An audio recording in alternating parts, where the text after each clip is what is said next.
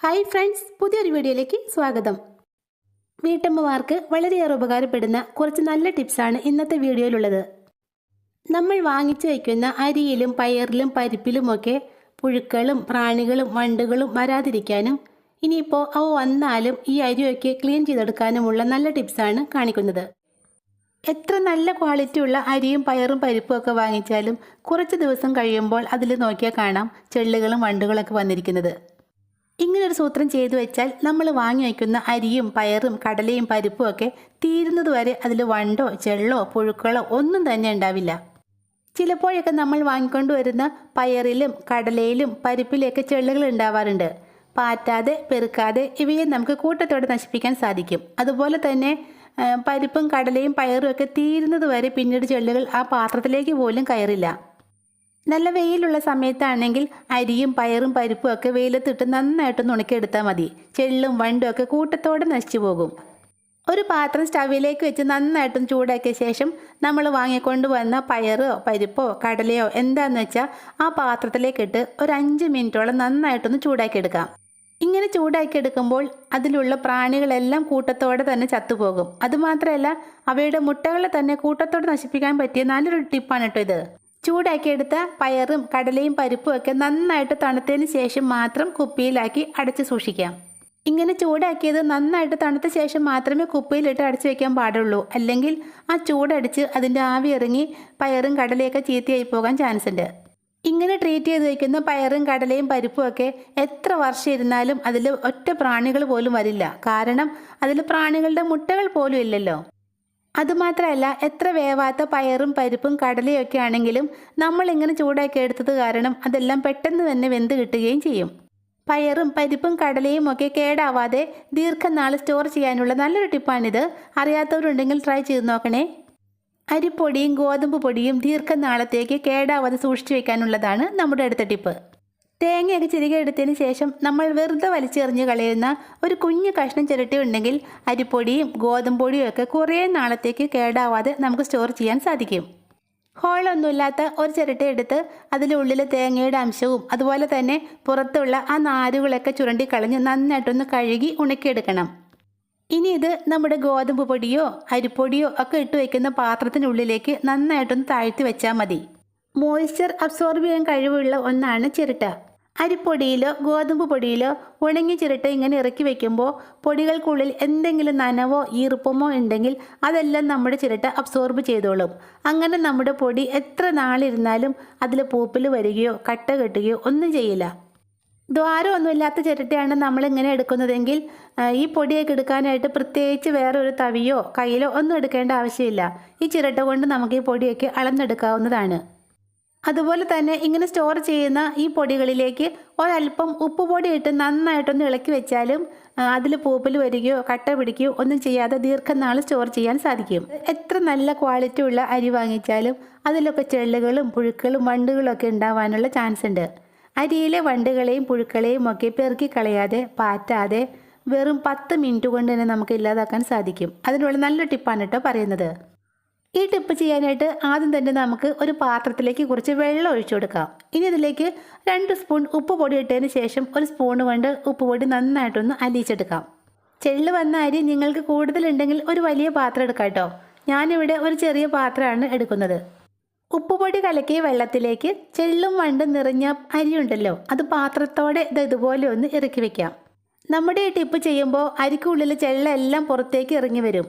അത് പുറത്തേക്ക് ഇറങ്ങി കൗണ്ടർ ടോപ്പിലൊക്കെ വരാതിരിക്കുന്നതിന് വേണ്ടിയാണ് ഉപ്പുവെള്ളം നിറച്ച പാത്രത്തിനുള്ളിലേക്ക് ഇറക്കി വെക്കുന്നത്. ഇങ്ങനെ ചെയ്യുമ്പോൾ ചെള്ളെല്ലാം ഉപ്പുവെള്ളത്തിൽ വീണ് ചത്തോളും. കൊതുക്, ഈച്ച, പ്രാണികൾ, വണ്ടുകൾ എന്നിവയെ തുരത്തി ഓടിക്കാൻ വളരെ എഫക്റ്റീവായ ഒന്നാണ് ഗ്രാമ്പു. നമ്മുടെ ടിപ്പ് ചെയ്യാനായിട്ട് ഞാനിവിടെ കുറച്ച് ഗ്രാമ്പുവാണ് എടുത്തിട്ടുള്ളത്. ഇനി ഇത് ഒരു ഇടികല്ലിലേക്കിട്ട് നന്നായിട്ടൊന്ന് ചതച്ചെടുക്കാം. അത്ര ഫൈൻ പൗഡർ ആക്കേണ്ട ആവശ്യമൊന്നുമില്ല കേട്ടോ. ഇതിൻ്റെ ഫ്ലേവർ ഒന്ന് കിട്ടുന്നതിന് വേണ്ടിയാണ് ചതച്ചെടുക്കുന്നത്. ചതച്ചെടുത്ത ഗ്രാമ്പു നമുക്കൊരു ചെറിയ ബൗളിലേക്ക് കോരിയെടുക്കാം.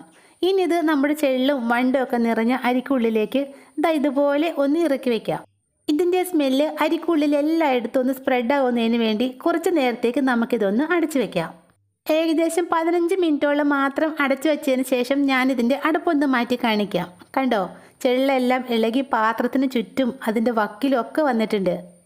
ഗ്രാമ്പൂവിൻ്റെ മണം അടിച്ചപ്പോഴേക്കും അരിക്കുള്ളിലെ ചെള്ളുകളെല്ലാം പരക്കം പാഞ്ഞ് നടക്കുന്നത് കണ്ടോ.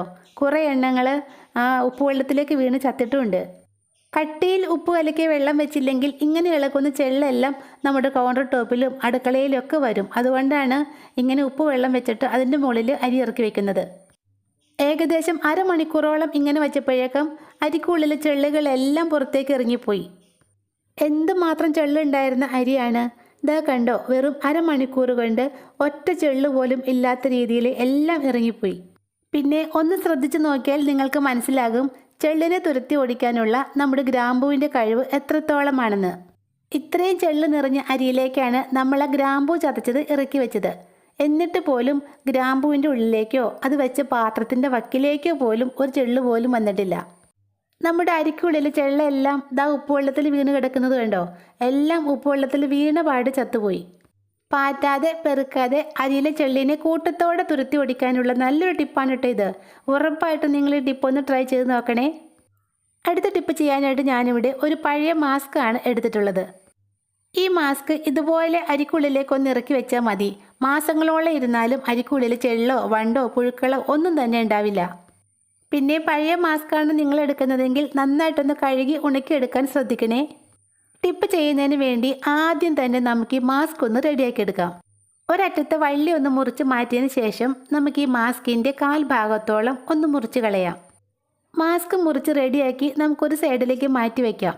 ഇനി ഇതിലേക്ക് ആവശ്യമായ ഒരു മിക്സ് തയ്യാറാക്കിയെടുക്കണം. മിക്സ് തയ്യാറാക്കാനായിട്ട് ഞാനിവിടെ ഇത്രയും ഗ്രാമ്പൂ എടുത്തിട്ടുണ്ട്. ഇതൊന്ന് നന്നായിട്ട് ചതച്ചെടുക്കണം. അതിന് വേണ്ടി ഒരു ഇടികല്ലിലേക്ക് ഇട്ട് കൊടുക്കാം. ചതച്ചെടുത്ത ഗ്രാമ്പൂ ഒരു പാത്രത്തിലേക്ക് മാറ്റി കൊടുക്കാം. ഇനി നമുക്ക് വേണ്ടത് കുറച്ച് വെളുത്തുള്ളി അല്ലികളാണ്. 4-5 അല്ലി വെളുത്തുള്ളി കൂടി നമുക്ക് ഇടികല്ലിലേക്ക് ഇട്ട് പതുക്കെ ഒന്ന് ചതച്ചെടുക്കാം. അതിൻ്റെ ആ ഫ്ലേവർ ഒന്ന് പുറത്തേക്ക് വരുന്നതിന് വേണ്ടി മാത്രം ചതച്ചാൽ മതി. ഒത്തിരി അങ്ങ് ചതയ്ക്കേണ്ട ആവശ്യമില്ല. ചതച്ചെടുത്ത വെളുത്തുള്ളി കൂടി നമുക്ക് ആ പാത്രത്തിലേക്ക് കോരിയെടുക്കാം. ഇപ്പം നമ്മുടെ മിക്സ് റെഡി ആയിട്ടുണ്ട്. ഇനി നമുക്ക് ആദ്യം മുറിച്ച് വെച്ചേക്കുന്ന മാസ്ക് എടുത്ത് അതൊന്ന് വിടർത്തിയതിന് ശേഷം ഈ മിക്സ് അതിനുള്ളിലേക്ക് ഇട്ട് കൊടുക്കാം.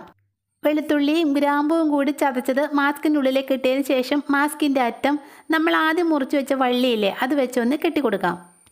ചതച്ച ഗ്രാമ്പുവും വെളുത്തുള്ളിയൊക്കെ ചേർന്നുള്ള നല്ലൊരു സ്മെല്ലാണ് കേട്ടോ ഈ മാസ്കിൻ്റെ ഉള്ളിൽ നിന്ന് വരുന്നത്. അറ്റം കെട്ടിയതിന് ശേഷം നമുക്ക് ഈ മാസ്ക് അരിപ്പാത്രത്തിനുള്ളിലേക്ക് ഒന്ന് ഇറക്കി വയ്ക്കാം. ഇനി ഈ പാത്രം നന്നായിട്ടൊന്ന് അടച്ചു വെച്ചാൽ മതി. മാസങ്ങളോളം ഇരുന്നാലും നമ്മുടെ അരിക്കുള്ളിലേക്ക് ചെള്ളോ വണ്ടോ പുഴുക്കളോ ഒന്നും തന്നെ കയറില്ല. അതുമാത്രമല്ല അരിക്കുള്ളിൽ എന്തെങ്കിലും ഈർപ്പുണ്ടെങ്കിൽ അത് നമ്മുടെ മാസ്ക് അബ്സോർബ് ചെയ്തോളും. അങ്ങനെ നമ്മുടെ അരി എപ്പോഴും നല്ല ഡ്രൈ ആയിട്ട് ഇരിക്കുകയും ചെയ്യും. ചെള്ളും വണ്ടും പ്രാണികളൊന്നും അരിക്കുള്ളിൽ കയറാതിരിക്കാൻ വേണ്ടിയുള്ള നല്ലൊരു ടിപ്പാണിത്. ഉറപ്പായിട്ടും ട്രൈ ചെയ്ത് നോക്കണേ. അപ്പോൾ ഇന്നത്തെ ടിപ്സിൽ ഏതെങ്കിലും ഒന്ന് നിങ്ങൾക്ക് യൂസ്ഫുൾ ആയി തോന്നുവാണെങ്കിൽ മറക്കാതെ ഈ ചാനലും സബ്സ്ക്രൈബ് ചെയ്തേക്കണേ. താങ്ക്